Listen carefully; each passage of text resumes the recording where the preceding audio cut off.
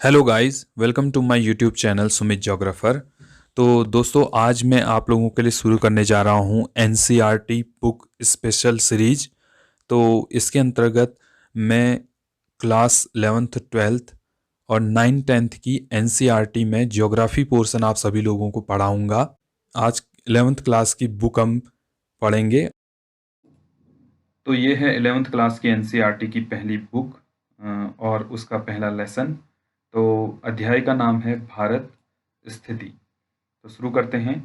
पिछली कक्षाओं में आप भारत का मानचित्र देख चुके हैं।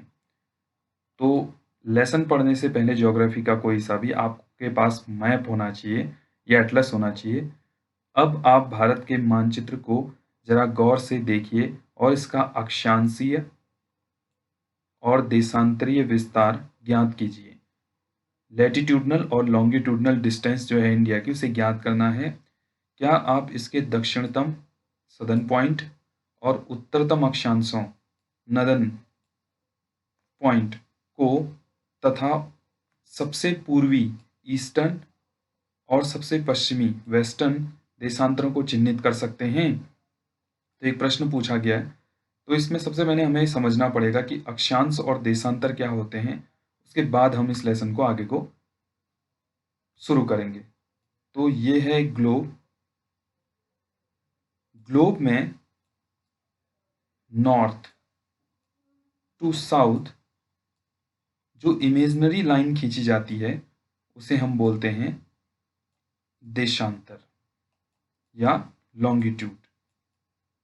और जो west to east imaginary line खींची जाती है उसे हम बोलते हैं अक्षांश या लैटिट्यूड।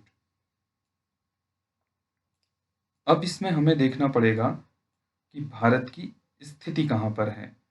तो भारत की लोकेशन लगभग यहाँ पर पड़ती है। तो भारत पूरे ग्लोब में उत्तर पूर्वी हिस्से में पड़ता है। कहाँ पर पड़ता है? उत्तर पूर्वी हिस्से में भारत ग्लोब के स्थित है। ये जो 0 डिग्री देशांतर रेखा है और 0 डिग्री अक्षांश रेखा है, ये दोनों रेखाएं ग्लोब को 4 हिस्सों में बांट देती है। तो भारत की स्थिति जो है उत्तर पूर्वी गोलार्ध में है। उत्तर पूर्वी नॉर्थ ईस्टर्न हेमिस्फीयर भी हम इसे कह सकते हैं। अब आगे को बढ़ते हैं। भारत की मुख्य भूमि उत्तर में कश्मीर से लेकर, भारत की जो मुख्य भूमि है वो उत्तर में कश्मीर से लेकर दक्षिण में कन्याकुमारी तक और पूर्व में अरुणाचल प्रदेश से पश्चिम में गुजरात तक फैली हुई है। तो भारत की मुख्य भूमि उत्तर में जम्मू कश्मीर, अभी जो आर्टिकल 370 है उसके आधार पर जम्मू कश्मीर को 2 अलग यूनियन टेरिटरी में बना दिया गया है, एक जम्मू कश्मीर और दूसरा लद्दाख। और दक्षिणी जो अंतिम बिंदु है वह कन्याकुमारी जो तमिलनाडु स्टेट में पड़ता है, जो तमिलनाडु स्टेट में पड़ता है। अरुणाचल प्रदेश पूर्वी अंतिम बिंदु और पश्चिमी अंतिम बिंदु गुजरात राज्य में है। भारत की सीमांतर्गत क्षेत्र आगे समुद्र की ओर 12 समुद्री मील लगभग 21.9 किलोमीटर तक फैला हुआ है। भारत की जो समुद्री सीमा है वो 12 समुद्री मील तक है, जो किलोमीटर में इतनी बन जाती है। तो समुद्री मील को यहाँ पर विभाजित किया गया है। एक मानक मील बराबर 1.6 किलोमीटर और एक समुद्री मील बराबर 1.8 किलोमीटर। तो टोटल 12 समुद्री मील को अगर हम इसमें इसको गुणा करके अगर हम लिखें तो लगभग इतना आ जाएगा। तो आगे को बढ़ते हैं। हमारे देश की दक्षिणी सीमा बंगाल की खाड़ी में 6 डिग्री 45 मिनट उत्तरी अक्षांश के साथ निर्धारित है। अभी हम आगे को देखेंगे कि 6 डिग्री 45 मिनट में कैसे यह सीमा निर्धारित होती है भारत की जो दक्षिणी सीमा है। आइए हम इतने बड़े अक्षांशीय व देशांतरी विस्तार के परिणामों का विश्लेषण करें। यदि आप भारत के अक्षांशीय और देशांतरी विस्तार लैटिट्यूड और लॉन्गिट्यूड, मैंने बता दिया कैसे होते हैं, विस्तार की गणना करें तो यह लगभग 30 डिग्री है। अगर हम लैटिट्यूड और लॉन्गिट्यूड की गणना करें, उन दोनों में अगर हम अंतर निकालेंगे तो ये कितने डिग्री का निकलेगा? 30 डिग्री का अंतर निकलेगा। जबकि उत्तर से दक्षिण तक इसकी वास्तविक दूरी 3214 किलोमीटर और पूर्व से पश्चिम तक इसकी दूरी 2933 किलोमीटर है। तो दूरियां अलग अलग हैं, फिर भी अंतर जो है वो लगभग समान आता है, 30 डिग्री का। इस अंतर का क्या कारण है? अब इस अंतर का कारण देखेंगे। इसे जानने के लिए पुस्तक, कौन सी पुस्तक की बात कर रहे हैं? भूगोल में प्रयोगात्मक कार्य भाग 1, राष्ट्रीय शैक्षणिक अनुसंधान प्रशिक्षण परिषद एनसीईआरटी की जो प्रैक्टिकल की बुक है उसे हमें देखना पड़ेगा, जिसमें अक्षांश और देशांतर तथा समय के अध्याय संख्या 3 में ये दिया गया है, तो उसे हम बाद में देख लेंगे। आगे बढ़ते हैं। यह अंतर, जो हमें अंतर देखने को मिल रहा है, क्यों मिलता है? इस तथ्य पर आधारित है कि ध्रुवों की ओर जाते समय दो देशांतरों, जो लॉन्गिट्यूड है, ये उत्तर से दक्षिण तक खींची गई जो रेखाएं हैं, ये क्या हैं? लॉन्गिट्यूड या देशांतर। तो इसमें बोल रहा है दो देशांतर रेखाओं के बीच की दूरी घटती जाती है। जब हम ध्रुवों की ओर जाते हैं तो देशांतर रेखाओं की दूरी कम होती जाती है, जबकि दो अक्षांश रेखाओं के बीच की दूरी हर जगह एक सी रहती है। दो अक्षांश रेखाओं के बीच की दूरी, अक्षांश रेखाएं कौन सी? ये रेखाएं अक्षांश रेखाएं जो सीधी हैं ग्लोब में, वो रेखाएं अक्षांश रेखाएं, जबकि दो अक्षांश रेखाओं के बीच की दूरी हर जगह एक सी रहती है। दो अक्षांश रेखाओं के बीच की दूरी ज्ञात कीजिए। अब दो अक्षांश रेखाओं के बीच की दूरी कितनी होती है बच्चों? तो ये आपको पता होना चाहिए। तो इन दो अक्षांश रेखाओं के बीच की दूरी होती है 111 किलोमीटर। दो अक्षांश रेखाओं के बीच की दूरी कितनी होती है? 111 किलोमीटर। ये जीके का भी क्वेश्चन बन जाता है। अक्षांश रेखाओं के मानों से ज्ञात होता है कि भारत का दक्षिणतम या दक्षिणी हिस्सा उष्णकटिबंधीय ट्रॉपिकल। अक्षांश रेखाओं के आधार पर ही पता चलता है कि भारत का जो दक्षिणी हिस्सा है वो कैसा है? ट्रॉपिकल है, उष्णकटिबंधीय यानी गर्मी वाला है। और उत्तरी हिस्सा उपोष्ण कटिबंध अथवा कोष्ण शीतोष्ण कटिबंध या सब ट्रॉपिकल इसे हम कह सकते हैं। जबकि उसके अक्षांश, भारत का जो उत्तरी हिस्सा है वो कैसा है? ठंडा है, शीतोष्ण है, ज्यादा गर्म नहीं है दक्षिणी हिस्से की अपेक्षा। ये किससे पता चलता है? ये अक्षांश रेखाओं से पता चलता है। यही स्थिति देश में भूआकृति, लैंडफॉर्म, क्लाइमेट, जलवायु, मिट्टी, जो हमारी सॉइल है, के प्रकारों तथा प्राकृतिक वनस्पति, जो नेचुरल वेजिटेशन है, में पाई जाने वाली भारी भिन्नता के लिए उत्तरदायी है। तो यही अक्षांश रेखाएं हमारी भूआकृति, जलवायु, मिट्टी और प्राकृतिक वनस्पति के लिए भी जिम्मेदार हैं। आगे बढ़ते हैं। आइए अब हम देशांतरीय विस्तार और भारत के लोगों पर उसके प्रभाव का अध्ययन करें। अब देशांतरीय विस्तार, जो लॉन्गिट्यूडनल डिस्टेंस है इंडिया की, वो और भारत के लोगों पर इसका क्या प्रभाव पड़ रहा है उसके बारे में हम पढ़ेंगे। देशांतर रेखाओं के मानों से स्पष्ट होता है, देशांतर रेखाओं के जो मान हैं, जो इसका डाटा आ रहा है, उससे स्पष्ट होता है कि इनमें लगभग 30 डिग्री का अंतर है। देशांतर रेखाओं में भी कितने डिग्री का अंतर है? 30 डिग्री का अंतर है। ये अंतर कैसे होता है अभी बताया जाएगा आपको आगे मानचित्र के आधार पर।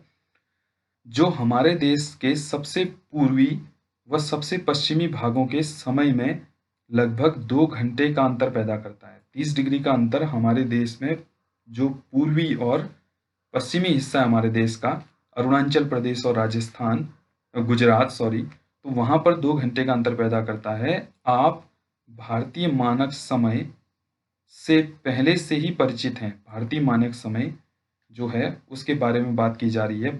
मानक याम्योत्तर का क्या उपयोग है, इस समय रेखा का क्या उपयोग है, यह पूछ रहा है। जब उत्तर पूर्वी राज्यों में जैसलमेर, राजस्थान में पड़ता है, की तुलना में सूर्य 2 घंटे पहले उदय होता है, तो पूर्व में डिब्रूगढ़, इम्फाल तथा देश के अन्य भागों में स्थित जैसलमेर, भोपाल अथवा चेन्नई में घड़ियां एक जैसा समय दिखाती हैं। ऐसा क्यों होता है? भारत के कुछ ऐसे स्थानों के नाम लिखिए जिनमें से मानक याम्योत्तर गुजरती है। तो ये बात सीधी है कि जो देशांतर रेखाएं होती हैं, ये देशांतर रेखाएं मुख्यतः समय का निर्धारण करती हैं और तिथियों का निर्धारण करती हैं। देशांतर रेखाएं किसका निर्धारण करती हैं? समय और तिथि का या डेट का। तो इसीलिए देशांतर रेखाओं के आधार पर हम क्या करते हैं? समय को निर्धारित करते हैं। तो याम्योत्तर समय का उपयोग, मानक याम्योत्तर का उपयोग समय निर्धारित करने के लिए होता है।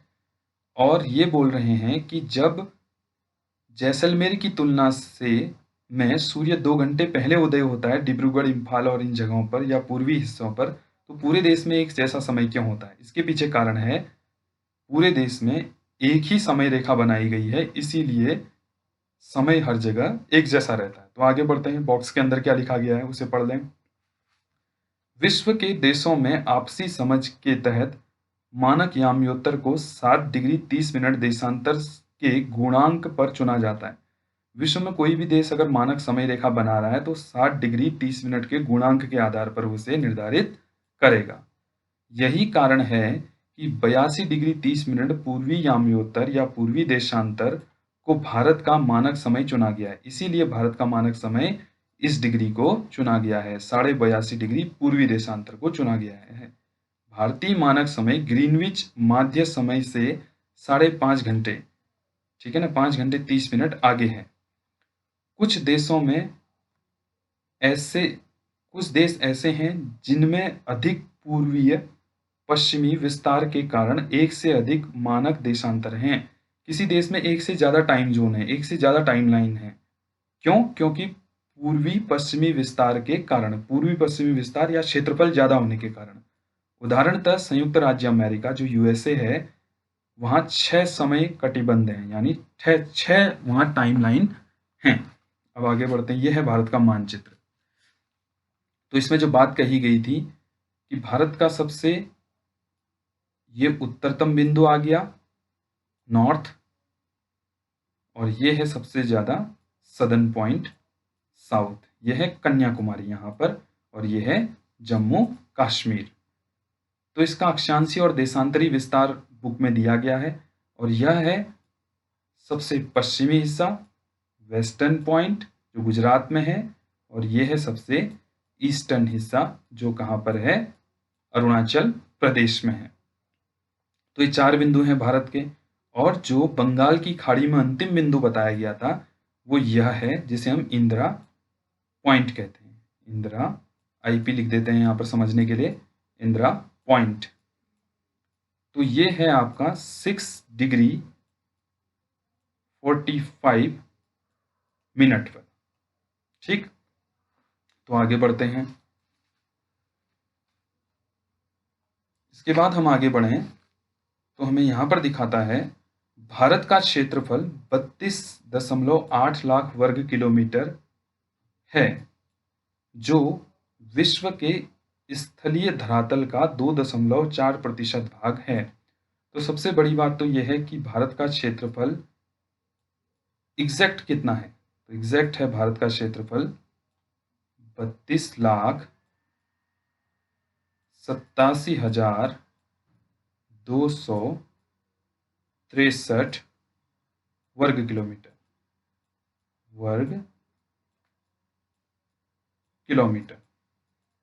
भारत का जो एग्जैक्ट क्षेत्रफल है वो इतना है, और जो विश्व के कुल क्षेत्रफल का 2.4% है।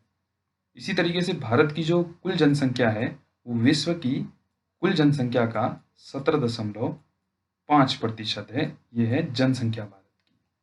ये क्या है? भारत की जनसंख्या। दूसरे नंबर पे भारत है, पहले नंबर पे चाइना है, दूसरे नंबर पे भारत है। विश्व की कुल जनसंख्या का 17.5%। अब आगे को बढ़ते हैं। इस प्रकार भारत विश्व का 7वां बड़ा देश है। तो क्षेत्रफल के आधार पे भारत कौन सा बड़ा देश है? 7वां बड़ा देश है। जबकि जनसंख्या के आधार पे कौन सा है? दूसरा। जनसंख्या के आधार पे दूसरा और क्षेत्रफल के आधार पे 7वां। तो सातों देशों को एक बार हम क्रमवार देख लें। पहले नंबर पे है रशिया, दूसरे नंबर पे है कनाडा, तीसरे नंबर पे है यूएसए,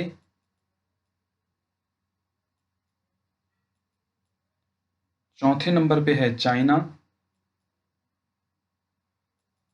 5वें नंबर पे है ब्राज़ील,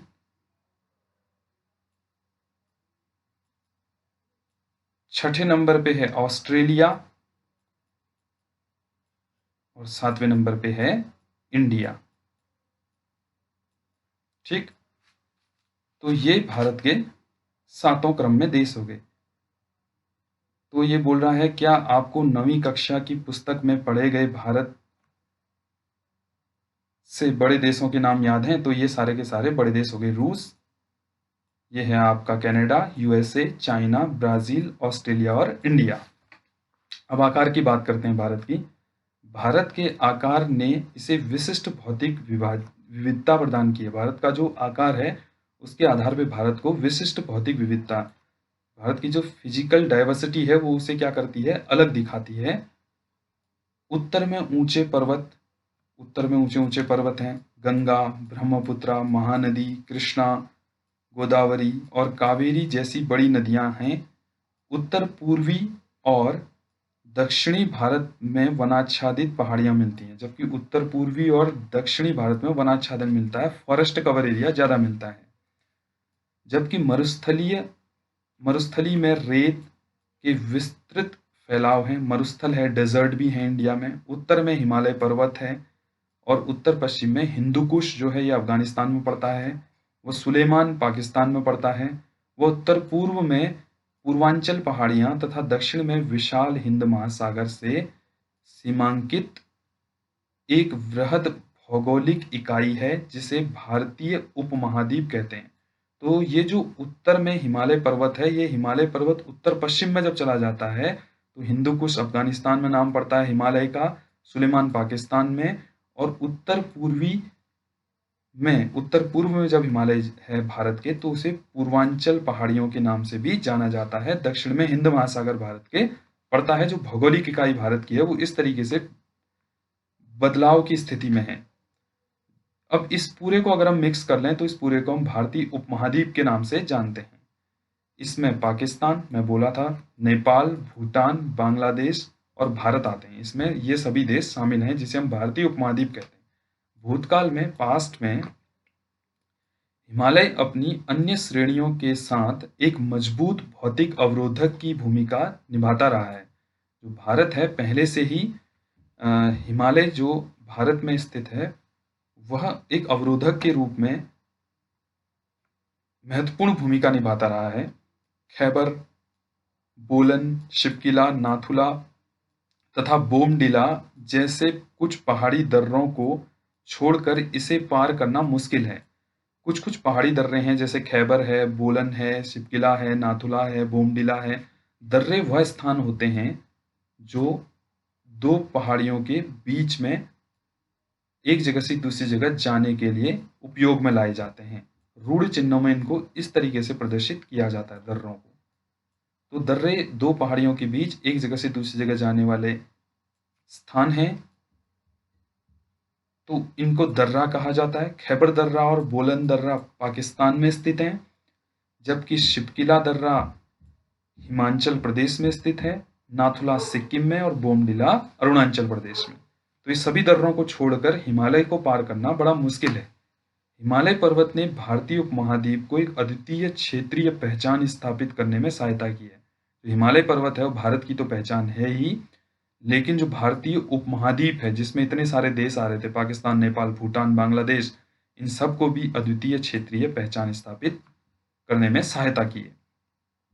भारत के भौतिक मानचित्र का हवाला देते हुए, अब भौतिक फिजिकल मैप है, तभी मैं कह रहा हूँ कि आप लोग जब क्लासेस पढ़ते हैं, तो आपके पास एटलस होना बहुत जरूरी है।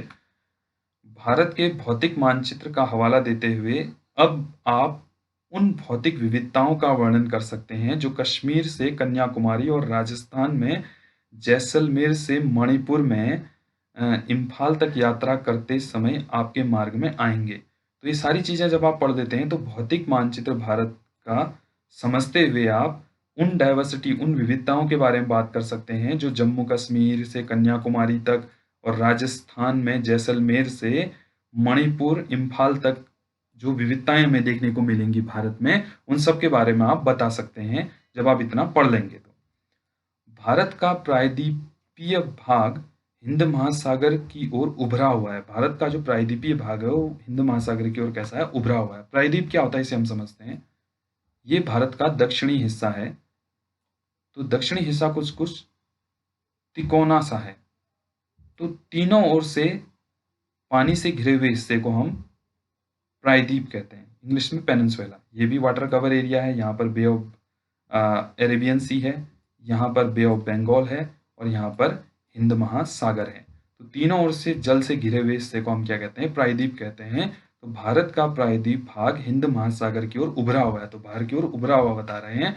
और भारत की संपूर्ण तटरेखा द्वीप समूहों समेत, भारत की जो संपूर्ण तटरेखा है, तटरेखा जहां तक भारत समुद्र से घिरा हुआ है वहां तक की द्वीपों समेत जितने भी द्वीप हैं भारत में, यहाँ पर अरब सागर में लक्षद्वीप है और यहाँ पर अंडमान निकोबार है। तो वो सब द्वीपों को मिलाकर टोटल जो इसकी डिस्टेंस है वो कितनी हो रही है, 7,517 किलोमीटर पर विस्तृत है। तो 7,517 किलोमीटर टोटल इसकी लेंथ आ रही है, अगर हम लक्षद्वीप और अंडमान निकोबार को भी ले लें तो।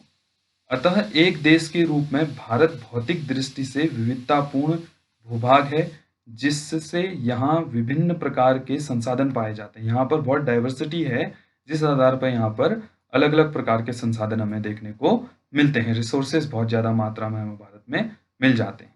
आगे को बढ़ेंगे, भारत एवं उसके पड़ोसी। भारत के नेबरर कौन कौन से हैं उनके बारे में बात करेंगे।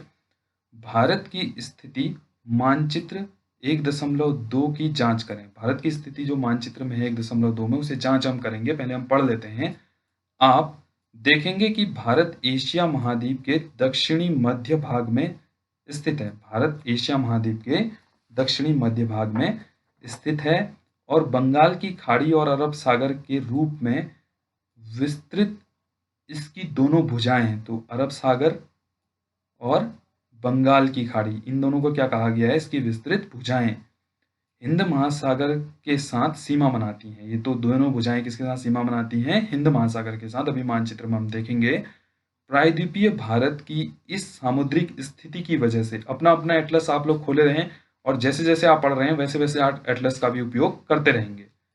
भारत समुद्री व वायु मार्गों द्वारा अपने पड़ोसी क्षेत्रों से जुड़ा हुआ है। भारत जो आपकी समुद्री सीमा है उसके आधार पर और दूसरा वायु मार्गों के आधार पर अपने पड़ोसी देशों से क्या है, जुड़ा हुआ है भारत। मानचित्र को देखते हुए भारत के पड़ोसी देशों की एक सूची बनाएं। तो मैप आप लोग रखें अपने पास, एटलस रखें और उसके आधार पे भारत और उसके पड़ोसी देशों की एक आपको लिस्ट तैयार करनी है, जिस आधार पे आपको बाद में मदद मिलेगी बहुत ज्यादा पढ़ाई करने में। श्रीलंका और मालदीव हिंद महासागर में स्थित दो द्वीपीय देश हैं जो भारत के पड़ोसी हैं। श्रीलंका और मालदीव जो हैं हिंद महासागर में स्थित दो द्वीपीय देश हैं। अब द्वीप क्या होता है ये भी समझना पड़ेगा। आइलैंड, ये एक स्थलखंड का टुकड़ा है और इसके आसपास वाटर बॉडी है। तो चारों ओर जल से घिरे हुए स्थलखंड के हिस्से को हम क्या कह लेंगे, द्वीप कह लेंगे। इसे क्या कह लेंगे, द्वीप हम कह लेंगे। ठीक है, तो आगे को बढ़ते हैं। पड़ोसी देश हैं ये दोनों। श्रीलंका भारत से मन्नार की खाड़ी और पाक जल संधि द्वारा अलग होता है। तो जो श्रीलंका है वो भारत से पाक जल संधि और मन्नार की खाड़ी से अलग होता है। यहाँ बॉक्स में दिया गया क्वेश्चन कि खाड़ी तथा जल संधि में अंतर स्पष्ट कीजिए। तो ये अंतर भी अभी हम मानचित्र के आधार पर देखेंगे और भारत के पड़ोसी देशों को भी हम एक बार देखेंगे। तो ये भारत की स्थिति यहाँ पर दिखा रहे हैं। एशिया का मानचित्र ये लगभग आप देख सकते हैं। तो यहाँ पर भारत की स्थिति एशिया में मध्य में स्थित है और इसके आसपास यहाँ पर हिंद महासागर है। यहाँ पर आप बंगाल की खाड़ी देख सकते हैं, यहाँ पर अरब सागर आप देख सकते हैं, जो दोनों हाथों के रूप में भारत का है कहा गया था। और यहाँ पर ये डॉटेड लाइन जो है ये समुद्री मार्ग, और जो ये ब्लैक में बोल्ड लाइन खींची गई है वायु मार्ग को निर्धारित कर रही है। तो आप देख सकते हैं वायु मार्ग दिल्ली से यहाँ जा रहा है, फिर सीरिया जा रहा है, फिर यहाँ पर जापान देख सकते हैं, कलकत्ता, बम्बई और जो समुद्री मार्ग है वो किस किस तरीके से जाता है। भारत के पड़ोसी देशों के बारे में आप देखें तो यहाँ पर नेपाल है, भूटान है, म्यांमार है, थाईलैंड है, पाकिस्तान है, अफगानिस्तान, तजाकिस्तान, चाइना। तो ये सारे के सारे भारत के पड़ोसी देशों के बारे में आप अध्ययन कर रहे हैं इस मानचित्र के आधार पे। तो अपना अपना एटलस आप निकाले रहे हैं, उस आधार पे आप इसको भी देखते रहेंगे। ठीक है।